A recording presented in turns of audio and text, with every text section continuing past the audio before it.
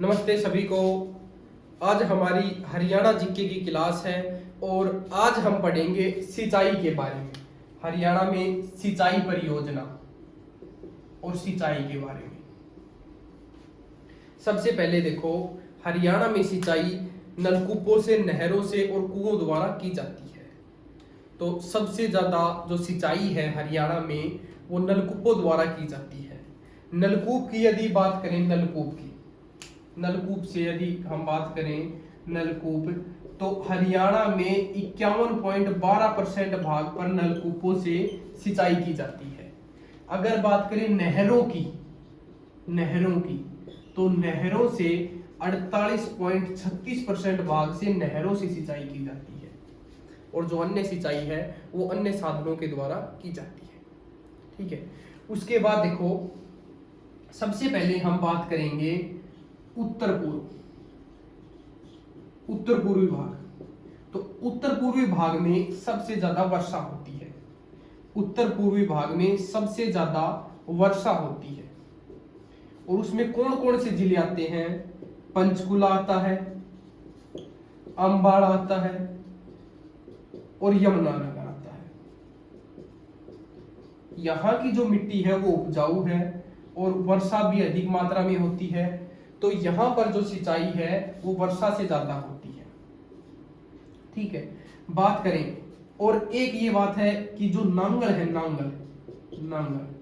नांगल उत्थान सिंचाई परियोजना से भी यहां पर सिंचाई की जाती है।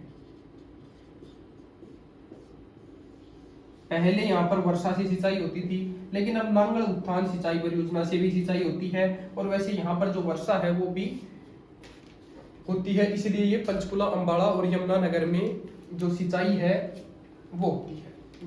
ठीक है। उसके बाद देखो, एक है मध्यवर्ती भाग। हरियाणा का जो मध्यवर्ती जो भाग है, मध्यवर्ती भाग, ये जो मध्यवर्ती भाग है ये कौन सा आता है? इसमें जो वर्षा है ना, वर्षा वो कम होती है। ठीक है। उसमें आता है करनाल, कैथल, कुरुक्षेत्र, सोनीपत, पानीपत, रोहतक और जींद। यहां पर जो सिंचाई होती है वो नहरों से, नलकूपों के द्वारा सिंचाई की जाती है। ठीक है। तो उसमें जो मध्यवर्ती भाग में आते हैं उसमें वर्षा कम होती है। करनाल, कैथल, कुरुक्षेत्र, सोनीपत, पानीपत और रोहतक, जींद है, उसमें नहरों और नलकूपों के द्वारा सिंचाई की जाती है। अगर बात करें दक्षिणी भाग में, जो दक्षिणी भाग है, दक्षिणी पूर्वी भाग में, इसमें कौन कौन से जिले आते हैं? एक तो आता है इसमें फरीदाबाद, एक आता है पलवल, एक आता है मेवात, एक आता है गुरुग्राम। यहां पर भी जो वर्षा है वो कम मात्रा में होती है, तो यहां पर भी जो खेती होती है वो नहरों और नलकूपों के द्वारा की जाती है। बात करें रेतीला भाग है, जो रेतीला भाग है, रेतीला जो भाग है, रेतीला भाग, उसमें कौन कौन से जिले आते हैं? एक तो आता है सिरसा, एक आता है फतेहाबाद, एक आता है हिसार, महेंद्रगढ़। ये रेतीले भाग में आते हैं। तो यहां पर जो सिंचाई है वो फवारा द्वारा की जाती है। फवारों द्वारा सिंचाई की जाती है। ठीक है। उसके बाद देखो, बात करें सिंचाई में,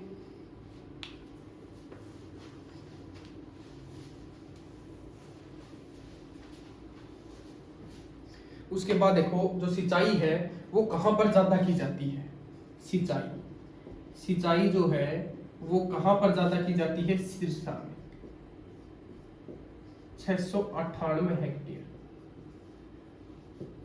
कम सिंचाई कहां पर की जाती है? पंचकुला में की जाती है, 25 हेक्टेयर। बात करें नलकूपों से, नलकूप से ज्यादा जो सिंचाई है वो कहां पर की जाती है? सिरसा में। कम सिंचाई पंचकुला में और बात करें नहरों से, नहरों से जो नलकूप है उसमें तो कैथल में ज्यादा सिंचाई की जाती है, और जो नहरों से सिंचाई ज्यादा होती है वो सिरसा में ज्यादा होती है। नहरों से जो कम सिंचाई होती है वो पंचकुला में होती है, ये चीज याद रख लेना। नहरों से सिंचाई ज्यादा होती है सिरसा में, ये सिरसा में होती है, ठीक है, ये चीज याद रख लेना। उसके बाद देखो एक बात है कि जो कुल जो कृषि है, कृषि कुल भाग कृषि का है, उसमें जो सिंचाई 3/4 भाग सिंचाई होती है। कुल कृषि है, कुल कृषि होती है उसमें 3/4 भाग में ही सिंचाई की जाती है। अगर बात करें सिंचाई विभाग का जो हेडक्वार्टर है, मुख्यालय है, वो कहां पर है, तो पंचकुला में है, सेक्टर 5 में, ठीक है, ये याद रख लेना, पंचकुला में है, सेक्टर 5 में सिंचाई का। उसके बाद देखो बात करें कि एक है नांगल उत्थान सिंचाई परियोजना, नांगल उत्थान सिंचाई परियोजना, सिंचाई परियोजना। तो ये जो नांगल उत्थान सिंचाई परियोजना है इसमें अम्बाड़ा में सिंचाई की जाती है, ये चीज याद रख लेना। तो ये नांगल उत्थान सिंचाई परियोजना है, इसमें अम्बाड़ा में सिंचाई की जाती है, ठीक है। उसके बाद है एक भिवाड़ी, भिवाड़ी में है सिंचाई परियोजना, भिवाड़ी उत्थान सिंचाई परियोजना,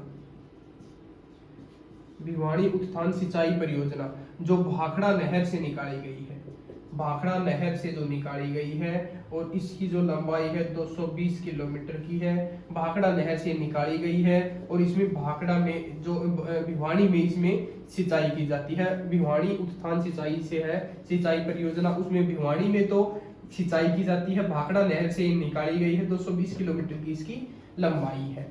एक है लोहारू, लोहारू, लोहारू सिंचाई परियोजना।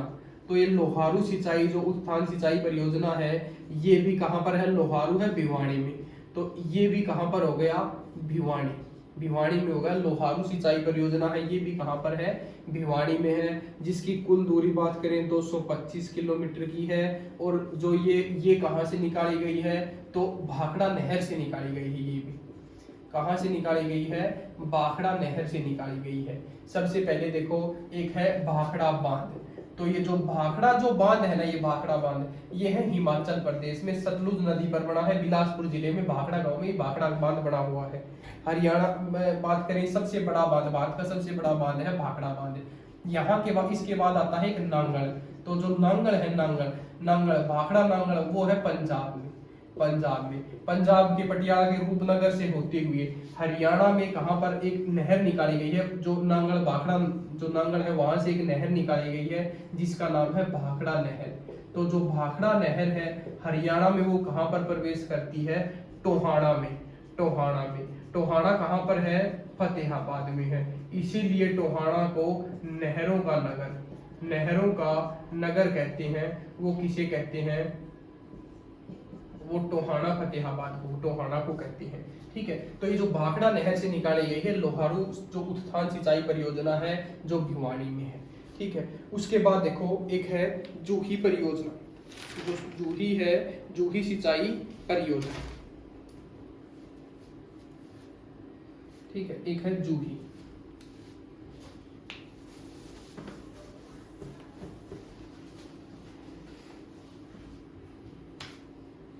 एक है जूही, जूही परियोजना,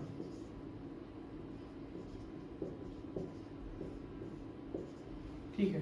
तो ये जो है ये कहां पर है, भिवाड़ी में है।